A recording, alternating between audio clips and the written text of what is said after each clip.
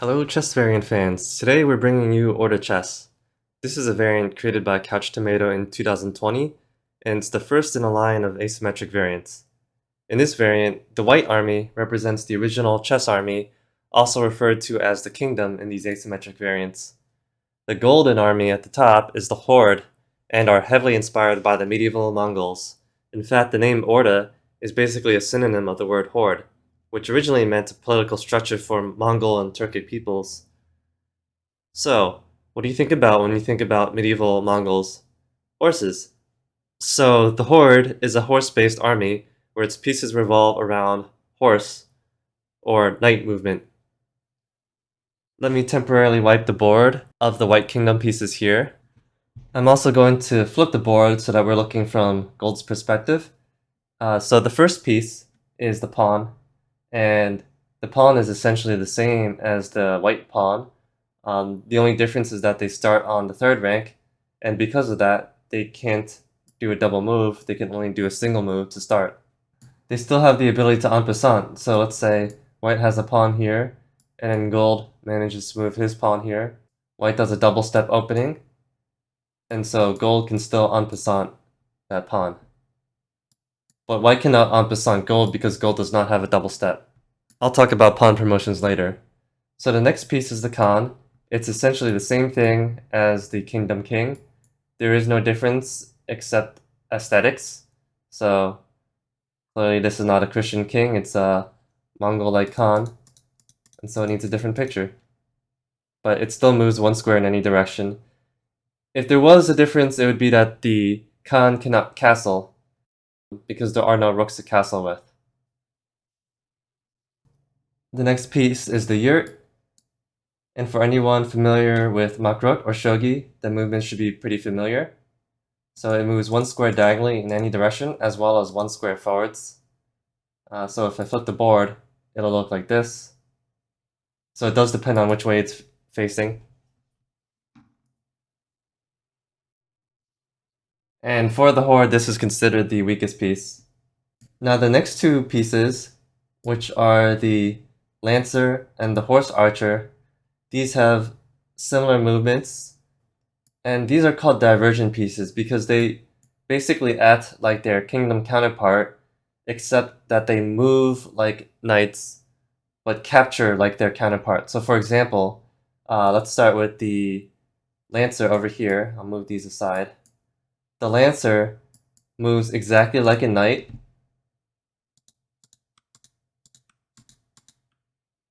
but to capture a piece, it has to attack like a rook.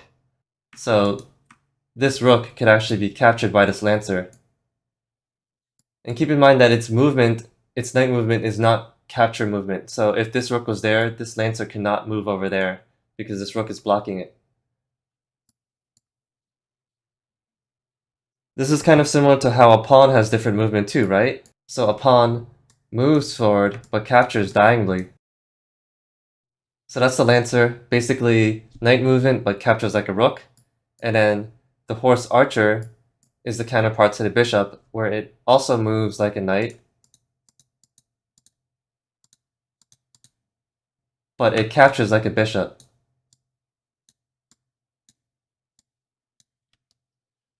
So right now all I could do is move to those spots, but say there is an enemy knight over there, then it could capture that knight. Okay, and then finally we have the two keshigs. So the keshig is the strongest piece for the horde, and it's a compound beast that combines the movement of the king with a knight. And notice how I color this yellow, which means that this can both move and capture in any direction. And as a side note, I probably should have colored the yurt movement yellow too, so there we go, no confusion. Okay, and then finally let's talk about the special rules for Orda Chess. All the rules in Orda Chess are basically the same as standard chess with the following exceptions. The biggest additional rule is that there is a new way to win on top of checkmating the opponent, and that method is called can't mate. Now if you look at the two rows at the closest and farthest ends of the board, These are the enemy camp and your camp respectively. So if your king or if the opponent's Khan managed to make it into the opposite camp, they win. Think of it as like capturing the flag. So, for example, let's say we have this position here and white is to move. White managed to get to the final rank first and he wins the game. So of course the king or Khan has to be able to move to that spot without being in check.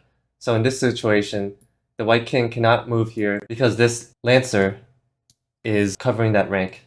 This brings an exciting new style to endgames, which also reduces the number of draws. And even with a materialist advantage, you may still be able to pull off campmate as long as you give your king or Khan a clear path to the final rank. So when you're playing a game of Orda Chess, always make sure you have an eye out for campmate, whether you can go for it or your opponent has the ability to go for it. Okay, and then finally the other rule change I should mention is promotion. So when a pawn manages to reach the last rank, it doesn't have the option to choose from all available pieces because there's so many pieces on both sides. So the only choices are promote to a queen or promote to a kashig. The same thing applies to the horde. They also have the ability to promote to a queen or to a kashig. And I guess the thematic reason for this is if they make it to the other side, they can also use captured versions of their opponent's pieces if they choose. Finally, I just wanted to talk a little bit about piece values. The exact values of the pieces are difficult to determine because this is a specialized variant, but in general, most players agree on the relative value of pieces. And so at the very top is the queen still, which is the most valuable piece. And then below the queen is the keshik, which is still a very, very strong piece, but not quite as strong as the queen. Below the keshik is the rook, and I consider these the major pieces in the game. After that, you have the two divergent horde pieces, the lancer and the archer. They're actually very close to each other, and the lancer is probably just a little bit better than the archer.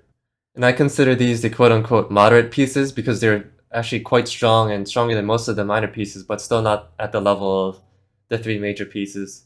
Then below that we have the bishop and the knight, which basically have the same value as in chess.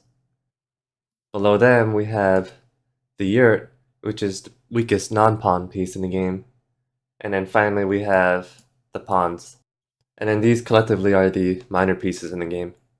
If I had to give these piece values, I would say something like the queen is around a 9, the keshig is around 7 to 8, rook would be 5, the lancer and the horse archer are both around 4, maybe add a little fraction on top of that. These stay as a 3, the yurt would probably be around a 2, and the pawns stay at 1. As with standard chess, you always want to trade up in value, and so often a big condition for the horde's victory is somehow eliminating the queen. But keep in mind that giving up 2 keshigs to get rid of a queen is not worth it. So speaking of values, this game was balanced using fairy stockfish over thousands of games of self-play, and it was determined to be very balanced with a near equal winning rate between the white and golden armies. And so that's how we were able to make this asymmetric game work. So anyways, here's a summary diagram of all the new pieces of the horde. All of these have equivalents to their kingdom counterpart with the exception of the yurt, which is just a much weaker piece. Because of that, these could be technically played with a standard chess set, although it would be a little bit confusing. So that's it for the rules of Orda Chess, but I'm not done yet because by popular demand, people wanted to see what a chess game would look like with a horde army versus another horde army. And so that brings us to our next variant, which is Orda Mirror. And I'll just quickly explain Orda Mirror here, and I'll also demonstrate using the C. Burnett versions of the pieces, just so you're exposed to 2 different types of fonts. So the rules are essentially the same as Orda Chess, except the white army is now also a horde army instead of a kingdom army. And the other major change is that the yurts have been replaced by a piece called the falcon. So I had to explain the falcon now. So remember how I said in the beginning that the horde is a horse-based army? Well, the falcon is clearly not a horse, and so it clearly doesn't have knight movement then. But in a sense, it still has to do with knight movement, and I'll show you why. So the falcon is also a divergent piece, and so it moves differently than how it captures, and its movement is just like a queen, so it just moves every square in any direction, like so. But to capture, it moves like a knight.